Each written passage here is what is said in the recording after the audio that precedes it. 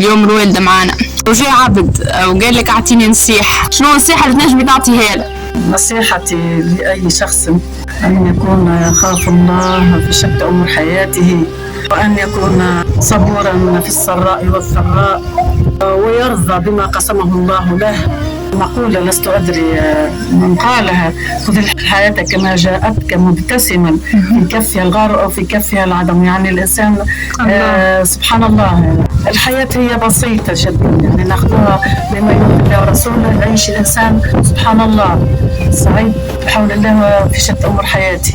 ما أعطيهاش أكثر من قيمتها. بابا كان جاء عبد قال لك اعطيني نصيحة، شنو النصيحة اللي تنجم تقدمها له؟ نقول له تبع الله والديك واكثر من هذا الانسان من شيء. تبع طريق ربي بحول الله ينجح في كل شيء، وهذا اللي ننصح ليه اخواتي المؤمنين وابنائي. دق عليه معلم صح. وربي يحفظك بناتي ويثبتك.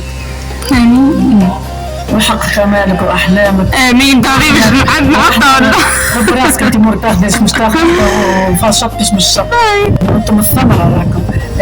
الانسان كي يزرع الشجره سبحان الله يسقيها، مش ما يسقيهاش مو باش تذبل لك الشجره باش تموت.